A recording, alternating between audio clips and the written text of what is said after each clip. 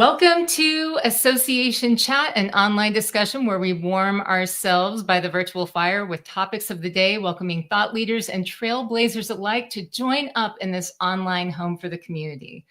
I'm the host of Association Chat, KiKi L'Italien, and wow, things have been pretty wild in the association world lately, especially when we're thinking about where we're hosting events, what we're doing with events, what states are doing what. It's kind of crazy in the United States right now. And I wanted to invite a friend of mine, somebody that I work with on a very special project, to talk a little bit about some of the ways that associations are handling hosting events in states that maybe have some problematic legislation. The idea is, should we boycott? Should we host events? What should we do? And there's this thing called social offset that I think that a lot of my viewers, a lot of my listeners would like to know some more about, would benefit to know some more about. So let me bring to the stage my good friend, Elena Gerstmann. Elena, hi, welcome. Hey, KiKi, it's so great to see you. Oh, it's so good to see you too. And I feel like we see each other, but we don't. We're like almost like ships passing in the night. And here we are, we're on board meetings and then we're here. Yes.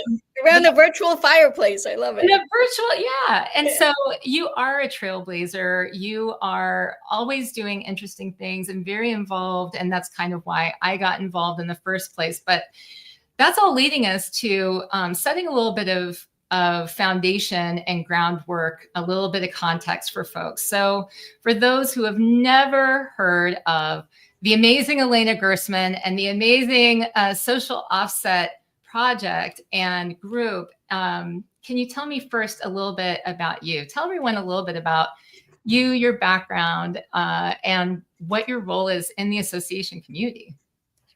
Wow, that's a big question. I'm glad we have the virtual fireplace. So, I've been in the association space a couple decades now, and I just fell into it like many of us, and I love it. I have a CAE. I'm part of the ASE Fellows.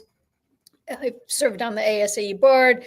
I serve right now on the CES board, which CES is the Council of Engineering and Scientific Society Executives. So I am all in on associations. I think associations are this invisible thread that keeps the world healthier, safer, friendlier, smarter. And I just love being a part of it. My day job, I'm the executive director of a professional association called Informs, and our members are operations researchers, data scientists, people using applied math to make the world a better place. I'm here today not in that role at all, but as you mentioned, I'm one of the co-founders of Social Offset, and Social Offset was co-founded by me and my wife. My wife is Beth Sermont. She's an event strategist with 360 Live Media. But a bit more about me. We have 2 kids, 22 and 26, a dog and a cat. And we just juggle our travel schedule between New Jersey and Maryland and all over the world. Yeah. Happy to be here. Well, and I'm happy that you're here too, because, and Beth is another rock star that we have to get her on here too at some point. But you talk about the travel, about the juggling all of these different parts of your life. And I happen to know the backstory of how Social Offset got started. I think that, tell all of our viewers a little bit about, what is that story? It happened one late night stuck in an airport. Am I right? That is right. Okay, you want the back story. Yeah. Oh, yeah. So it started in 2019. I was at the Dallas-Fort Worth airport about to board a plane home from Dallas to New Jersey, and I was hungry. And the only place to get something decent was from a restaurant that we typically boycott because their values of the CEO don't align with my family's values. But that was the only place I could get. And if anybody knows me, you do not want to be around me when I'm hungry. So I reluctantly buy this chicken sandwich. And the first thing I do, even before I ate it, I sat down and I tried to figure out of the price I paid for that sandwich, what % would be profit? And then what % of that profit might wind up in the pocket, in the wallet of the folks at the top of this organization that might give that money that they get from my sandwich to a cause that a charity or a PAC that's working against my family values. And I said, wouldn't that be cool if I could just figure out a way just to like open an app and say, hey, I just spent $8.72, and then it automatically sends 82 cents to a charity that I pick from. And I was like, I should create an app. I reached out to my friend Mark Beebe, who's on the board of SocialOffset now, and I have known him from decades. And I said, we should create an app for that. Well, we didn't. Lots of different things happened. But then come July of 2022, Aaron Fuller, someone in the association space, KiKi knows as well, sent a note out to a number of us, KiKi among them, saying, what are we going to do? We're about to go to ASME in Nashville. What are we going to do? There's a trigger law that's going into effect. This is post-Dobbs, when the Supreme Court withdrew support for Roe v. Wade. So that's the context. And then Beth and I, my wife and I, were driving from Maryland to New Jersey, which we do most weeks. And we were saying, what are we going to do as we have to travel for our work? And we go to states that don't align with our values. And one of us, and we still don't know who said it first, we came up with this term social offset, which is like carbon offset, which I can explain it in a moment. But we're like, okay, let's do this. And I said to Beth, and this is a funny thing, KiKi, I don't know if you've heard this part, but I said to her, I was like, should we like register the domain, like pay for it? And she said to me, she's like, you know, Elena, she's like, of all the ideas you've ever come up with, I actually think we should invest in this one, which is a sideways comment, you know, like, okay, all the other ideas are lousy. So we did it. We got folks like you, KiKi, involved, and you were from day one part of it. We got some pro bono work from Jeff Tenenbaum's group to set us up. We went to ASME. We talked to 3 destinations. We explained what we were doing. And the first one said, how much? I said, 5,000. It just came from the air. And then we got 3 yeses, and then we were ready to go. So that doesn't explain what it is, but I'm going to take a break for a second and stop talking. We're going to get there, because I have to give a little bit of context, background for those people to say how excited I was to hear about this, because, you know, it was coming out of COVID. I really, really felt like it was important to reconnect with our peers, our colleagues, and to see everyone at the ASME annual meeting, and was troubled by the legislation that I saw happening at the time. And really, you know, there were discussions at the time, kind of, you know, amongst different groups and stuff. Should we boycott? You know, other people I know who really, they didn't go. They chose to personally just not do it. And I felt like it was truly very important. I really wanted to reconnect with the community. I also felt professionally like I needed to be there. And then lo and behold, ta-da, there's this idea that I thought, oh my gosh, you know, if I can do this and figure out how to sort of make it so that it isn't such a, like, I'm investing in something I don't believe in, then that would be such a great thing. It was just closer to what would be ideal. And it was an option. It offered me an option other than what I had presented to me before. And I think that, you know, after SocialOffset got developed a little bit more, and I learned more from Aaron and you all about some of the research that's gone into this, I discovered so many more reasons why this was such a great idea. But let's talk about the idea. Let's talk about SocialOffset, because it became a little bit more, there were more reasons behind it than just offsetting your presence. It was also thinking about the impact on the community and all of those things. So tell us a little bit more about SocialOffset and the premise, the concept, and the ideas behind it. Yeah. I can go in so many different ways. I love that. Love what you shared, KiKi. You know, so part of this, when I think about some of the basic building blocks, is Beth, my wife, sees the world through live events. Mm-hmm. The beauty of live events, the fact that, like, if you think about whether we're ever going to cure cancer, that's probably going to be based on researchers, physicians, scientists that are in a hallway at one of the events that someone in the association space put together, right? Yeah. They've either met there as grad students, they're collaborating, they see or talk. So this is how things get done. This is the magic of our world. So that's how she views this world, that we need live events, right? Which COVID disrupted. And then I view the world more in a social justice. What can I do to make the world a better place? And that's why that's what the background of SocialOffset is. So how do we make sure that live events continue, even in a world in which things happen that we don't always agree with? And the only way not to participate is to pretty much boycott a location and say, you know what, I'm not going to go to that location. Which, when someone says that, we can be upset with them, but our view is you have to validate it's coming from a good place, right? They're trying to do something that meets and matches their own comfort level. But we know from Destinations International, who's done some research in other places, that location boycotts actually don't work. They don't actually have the intended consequences that we want. And many times, unfortunately, when you don't visit someplace or you boycott a certain location, it hurts the very people that we want to help. So many of the frontline hospitality workers or people of the lower socioeconomic status. And when we don't go to those cities, they lose their jobs. And when they lose their jobs, they're not voting in ways that going to help. Like, we need people in those places to vote, to change the policies, to change the culture of that state.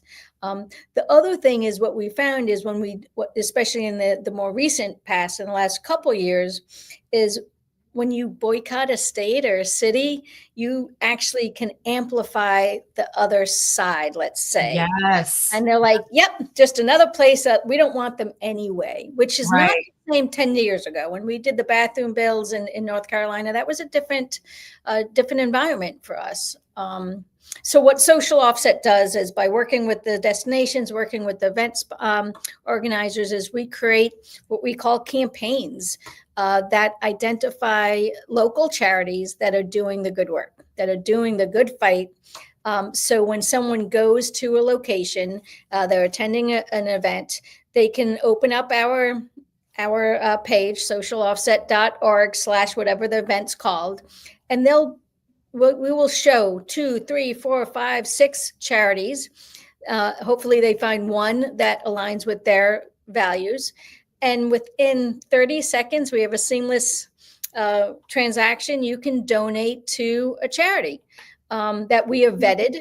And we have 6 causes. This is a great site. This is SocialOffset. So it talks about what that is. And then if you go to, there's KiKi's brought up the screen, and those are our sponsors. So you go to the homepage, you'll see some events. So if you click there, you'll scroll down, and you'll see some of our events. And if you keep going, so here's like featured events. Click on any of them, and you'll see. Click on that one. Here's Visit Orlando's ARO's conference, and you'll see Visit Orlando's logo, because Visit Orlando's is a gold sponsor of ours. And here's 5 charities that you can donate to. And then if you click that Donate Now button in the purple box there, KiKi, it will take you to a page that will just allow you to quickly decide how much you want to give. You say where you want to give it to with that drop down, and you're there. And then we transfer the money to the local charity. We make sure 100% of what people donate go to that local charity. Even at this point, we're able to cover the credit card fees if someone doesn't cover it. So the charities we're leaving the place better off than we found it. Right. And I mean, I think that that is such a great testament to really what's behind all of this, because, for me, and for those of you who are listening, there's going to be a link to visit the website that we were just scrolling through. Definitely go. I can't tell all of you enough to go to socialoffset.org to make sure that you can go figure out how easy it is to engage with us, to support, set up a campaign, anything like that. But Elena, but coming into this year, we were talking about how, it would have been nice if wouldn't it be great if we didn't have to have social offset? Like, actually before November, right? But we were like, wouldn't it be great if we didn't have to have social offset? And I know one of the pieces of feedback that I get from people they wonder if this is maybe in danger of maybe, what is it, greenwashing, basically doing something that it looks good, it offers something, but it's actually not fixing the problem, or seems more performative. And I know that our board is very, very, very concerned about making sure it's not that. And I also hear people, one of the things that will be brought up sometimes will be, I'm afraid that this is setting up a campaign with social offset is going to compete with a charity or something that my association or somebody who's the head of my association wants to see be successful. And I think that it's really important to talk about those things and to talk about some ways that other associations have addressed those, because certainly, I mean, that's not unique that an organization already has something that they're trying to support. So I just, do you have any thoughts on or examples that you want to share about that sort of thing? I do. But that was, I just want to, it's a few questions there. So yes, it was. Let me answer the, what about other charity? Let me do the other charities because it's going to also address the greenwashing. Got it. We're not playing a zero-sum game here, right? So there's not one thing that we can do to fix the problem. There's not one charity we can raise money for. So in terms of, the other charities is lots of people can use the money, whether it's $5 or $50. One of the things that we like to think about is this idea of one charities or charity. Like, let's think about, I'm thinking about something 10 years ago where there was an activity about building tricycles, or many of us have done hospitality kits. That has always existed, and I think should always exist, right? We should always try and give back to either the community, and we know we have attendees that want to do that. This is not in competition with it. It can be in addition to it. But we also don't want to ignore the fact that today's world is different than it was 10 years ago or 20 years ago. Right. So we know that we have some attendees that want to do more than build tricycles, but they want to make sure that the folks that they are walking by on their way from the hotel to the convention center every morning, that they see people who are housing insecure or hungry, and then they walk into the convention center and then there's just food all over the place. That's not sitting well, and it shouldn't sit well with us, right? So social offset allows people to easily click on a page that says, here's the local vetted charity that's actually doing something for the housing insecure, the hungry folks. Or if the event wants, it's for LGBTQ plus rights or racial justice, or for reproductive health care. So whatever that attendee wants to give to, we offer them different charities to do that. So I don't see it as a competition for the organization's favorite charity. I see it as a recognition that the world has changed. Right. So you can have both. In terms of greenwashing, we like so just so you know, the people on the board love the intellectual challenge of like, is it, isn't it? How do we fix it? How do we make sure we're not performative? So if anybody who's listening has a question, like, throw it at us. Elena at socialoffset.org. I love to engage with that, with you about that. But it's about trying to make a difference. And if you think, and this is depressing, but if you think about how we are in this point of time, and I'm not just talking about our current administration, but the century-old systemic barriers and systemic isms that to get us here, one thing's not going to fix it. Social offset's not going to fix it. You giving $5 isn't going to fix it. But if we just say this is one tool in our toolkit to maybe make a difference while we support in-person events, while we support the hospitality industry, while we support the meeting industry, the association industry, I think we can do something and make the world a better place. To your first point, KiKi, I wish we did not need social offset. And we make not a dime on this, right? So it's not like we want to keep it around to make money.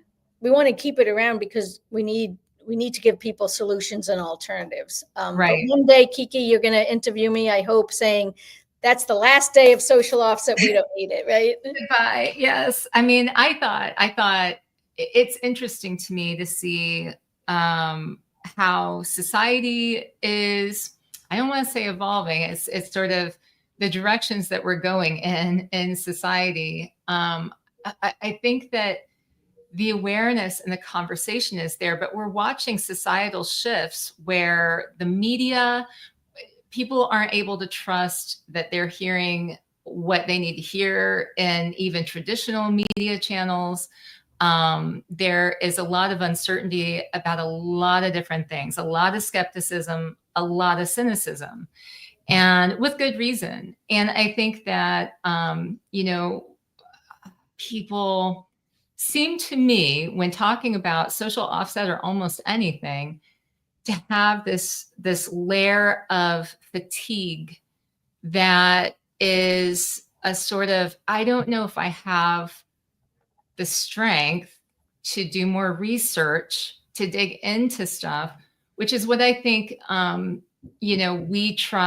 social offset tries to address by doing the vetting of charities, by working with destinations, by making sure that you're not going to find out later that, a charity that you supported did not, in fact, do what it need to do. So can you speak a little bit to the energy and effort on social offset side to make sure that trust is well placed? Yeah, I love that question, KiKi, because I know when I travel, even for personal travel, and I'm going to talk personally just about homelessness and hunger, and when I see folks, it's like I have an internal debate about giving, not giving, and if I don't give, who do I give to, right? Because I'm lucky, I do have some disposable income for charitable giving.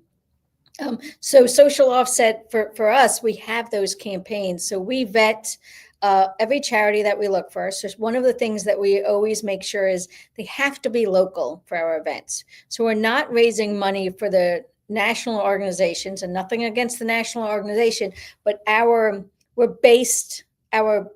some of our principles are based locally. So it doesn't have to be in that city, but it has to be in that state, and depending on the number of charities we can choose from. And then we have folks that look through the charity, make sure they're still active, right? There's a lot of charities that go up and down. And then we look at Charity Navigator and other sites that we vet them to make sure that a significant portion of what they raise actually goes to direct funds. So any charity that's on our site has been vetted. And then we have some reuse, but every time we're going to reuse that charity, we're going to vet them. And then also through some of our sponsors, our city sponsors, whether it's Seattle or Austin or Nashville or Baltimore, Orlando, we can talk with the folks on the ground and saying, what do you know about this charity? Or do you have charities that you're working with that you want us to vet to make sure they go on the site? Well, I mean, I think that the work that I see behind the scenes that goes into that, and just when I get a chance to hear about it, I had this wonderful experience recently where, I mean, usually it's you or Beth or Rhonda, or, you know, sometimes it's Erin that will be out there. I think Cameron too. I'm mentioning board members, friends, and so check out the website. You can see some probably familiar faces, but I had the opportunity, because no one else was available, to go and speak about a little bit about social offset to a group. And I was so happy that when I got off of the stage, and after some people began to approach me later, one of the AV guys came up and he said, you know, I love that charity. I know that charity really well. And it was, in particular, he was talking about some friends that he said, I don't think they'd be here. Oh, I'm going to cry. Hold on. Whoa, wait. I don't think that they'd be here if they didn't have that program. And as a board member who's, you know, supporting, and I know how much effort we put into vetting these charities, it just meant a lot to know that we are, in fact, everything that is going into these, it is truly helping that area. It is doing a good job. It's doing what we want it to do. And we so I love that story. Sorry for interrupting. And that's so much of, like, it's not about social offset. This idea of social offset, like not wanting to exist, we are not the hero in this story, right? So when we go, and I know what event you're talking about, it's not about splashing social offset there. It's about splashing the logos of the charities that we are we're collecting money for. So it's like, because that's what people are giving to. We're not asking anybody on this call to give a donation to social offset.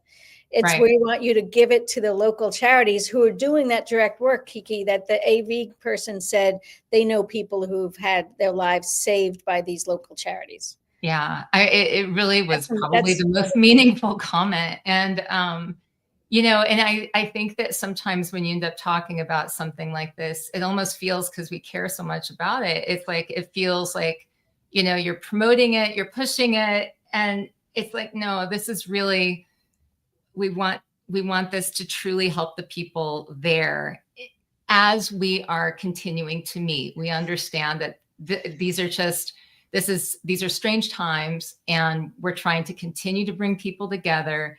And while we bring people together, help support those values that we care the most about, right? Yeah.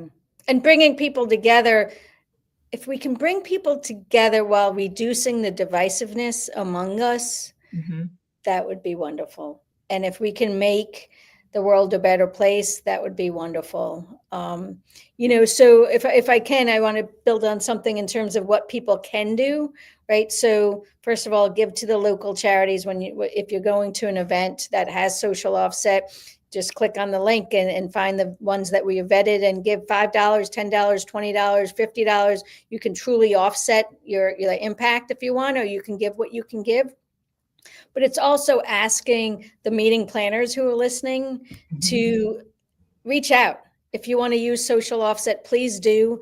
And there is a fee to use us, and that's just to help us pay our bills, but we never let financial the ability to pay get in the way of us doing our mission-based work.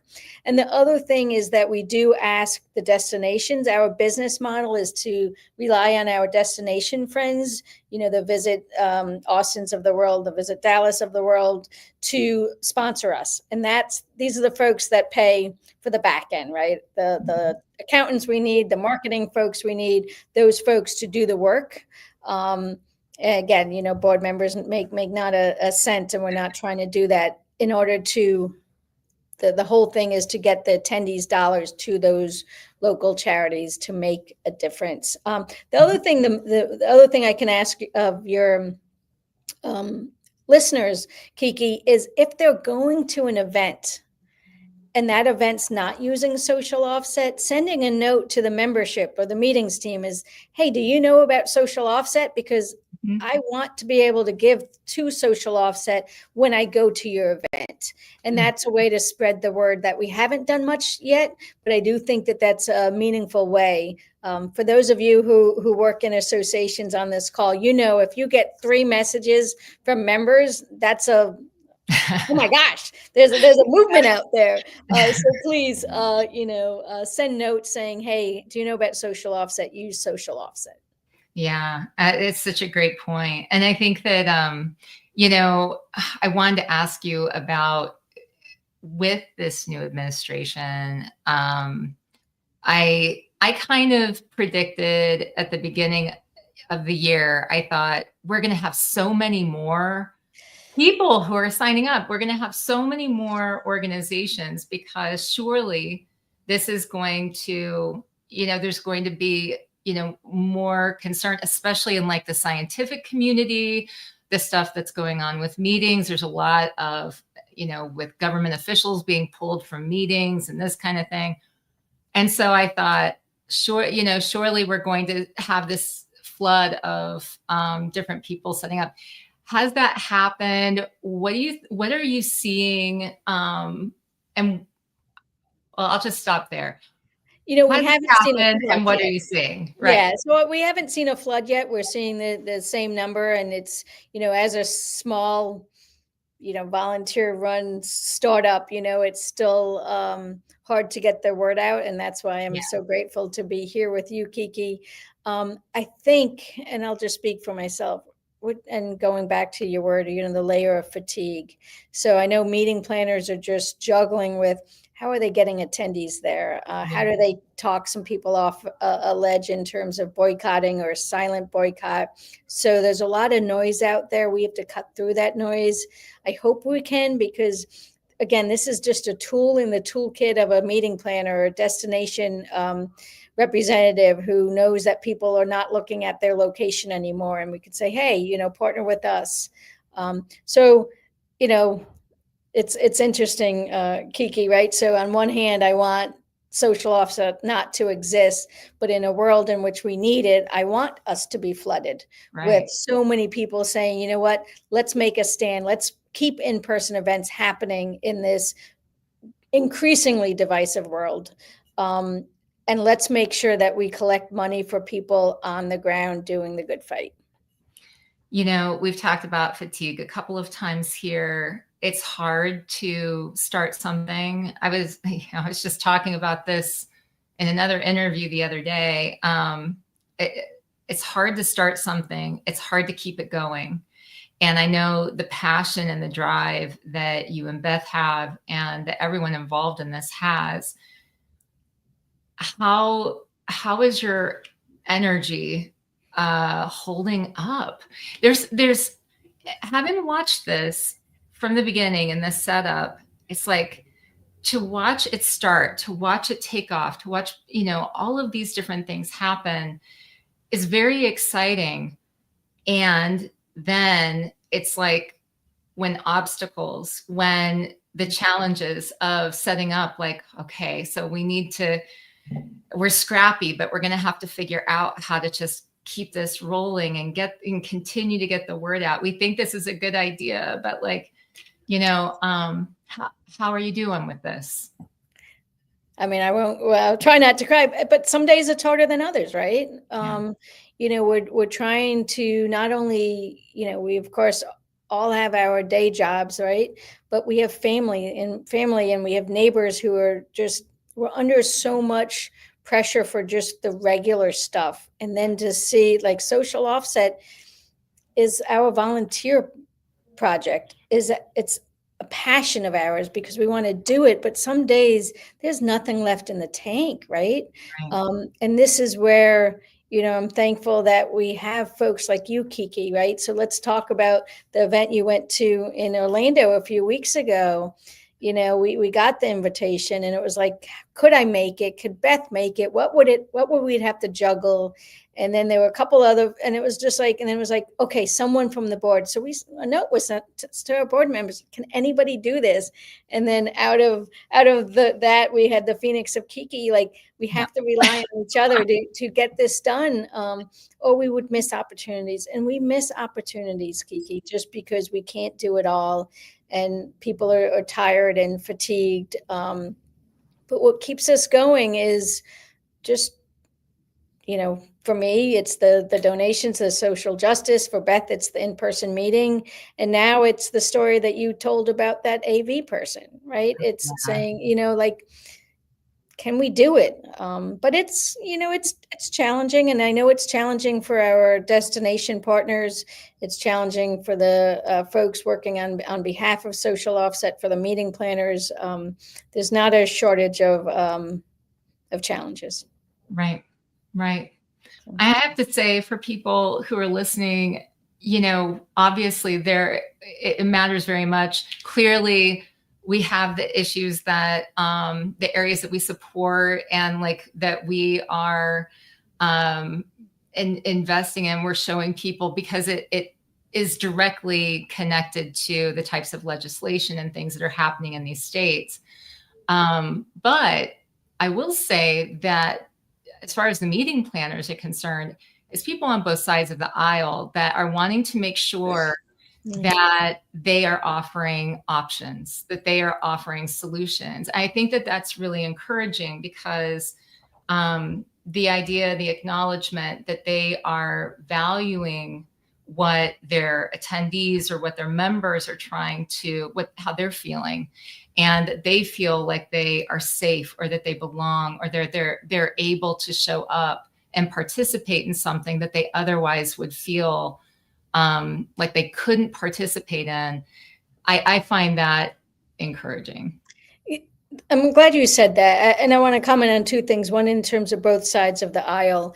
One of the things that we have found, and we're purposely, our logo is purple, right? So we're not red or blue, even though, I think people know where I reside, but that's not what SocialOffset's purpose is. And for some of the charities, which is just, I find so heartwarming, whether it's hunger relief or housing insecurity, and even racial justice, we find charities that are doing great work that actually are, that people from both sides of the aisle can get behind.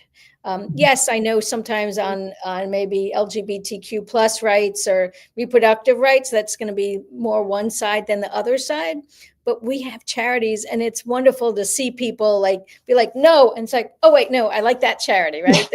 That's doing something I believe in. The other thing is, when you think about from a meeting perspective and meeting planner perspective, is some people are like, well, that's just Florida and Texas. And we have a slide in our deck when we go out to talk that says it's not just a couple states. Unfortunately, again, I wish it were zero, but if you look at, and I don't have the numbers in front of me, KiKi, but it's something like, over 40 states have policies in place that are not welcoming to people who are housing insecure, or so many states have things that restrict teaching of racial issues, and of course, abortion care and hunger. And it's like, all states have these issues, or most of the states, and then some states may not have an issue, but in the legislature, but the state itself has an issue. And I can give you examples, but unfortunately, it's not just a couple states. And then the other thing is that what we hear from folks that are in more of the safer cities that are supporters of us is, one, they know they're one election away from a bad thing. The other thing is, we all succeed in the in-person event space by supporting each other. Right. And if people say, you know what, we want to go back to virtual, COVID showed us we can go in virtual, we don't want to go in person, then that hurts all of us. And I worry that, the example I used earlier about the cure for cancer is not going to be found, because the hallway conversation, the standing in line for a restroom, the standing in line for coffee, those conversations aren't going to happen. Yeah, me too. And I know that people will say, well, we can, connect online. There's so many ways. But then when you watch the destruction of, I mean, you watch what's happened with Twitter, where researchers would connect on there, got taken over by X, and now, it doesn't work the same way anymore. And, I think that there's nothing that replaces the in-person connection and the ability to bring those people in whatever industry together to have those conversations. There's just nothing that replaces it. What's the difference between a virtual fireplace, which I love, and cozying up with someone in front of a real fireplace? That's the difference, right? You can do it. Yeah, you can do it. It's a little bit better, right? Yeah, absolutely. Well, I told you I would only keep you for like 30 to 45 minutes. And we're rapidly approaching the buzzer, right? We can talk for hours, KiKi. So yes, but I did want to ask you, because I want to end on a high note. And I, again, encourage everyone, look in the show notes, look at the link that will be underneath this after this is posted live. The live is here. After this, for the replay, I'll post the link. But go to socialoffset.org and learn all about this. But Elena, last thing, what's your dream for the future of Social Offset? So if Social Offset has to continue, right, because of the world, yes, I want my dream. I don't know. Okay. Do it. It's Taylor Swift, Okay. Right? So it's Taylor Swift. It's socialoffset.org/Taylor Swift. So when she is on the stage, and no matter where she goes, she has a QR code, and you have thousands of people clicking that QR code and leaving that location better off. That's what I want, right? That's, so it's more than association meetings. And then also the original dream, which is I'm driving through a state. I go to a location or a store that I'm not super happy with. I can type in, I just spent this $16 or $60 on gas in this state, and automatically it knows my credit card. It calculates that I should donate $2.82. They're done. And we've left the world we've left the world a better place. So. I love that. Thank you so much for joining me today. Thank you. I'm so glad that you came on. And I just hope that you and Beth and everyone that supports Social Offset continues to have that fire and drive, and that you receive the support. Actually, Elena, that you receive the support that you need to have the energy to carry that torch on, because I think it makes a difference. And I'm really thankful that you created this. I appreciate you, KiKi, for everything that you do for this industry and for Social Offset. And everybody who's listening, if you want to be a part of it, just share it with your meeting planner, share it with your destinations, and let's make the world a better place. Let's do it. Thank you so much. Thanks. All right. Bye. Bye. All right. So everyone, thank you so much for joining me on Association Chat. If you're listening to this, you are not seeing the tears that are pooling in my eyes, and that's probably a good thing. But for those of you who might be watching live or watching this as a replay, just understand that Social Offset means an awful lot to me. I think it means a lot to a lot of people, and it could actually make a really big difference. It's at least made some difference in lives, I know, in some of the states that we've been in. So please show your support where you can. And I encourage you to keep asking questions every day, because as Joseph Campbell once said, the cave you fear to enter holds the treasure you seek. I hope you have a great rest of the week, everyone.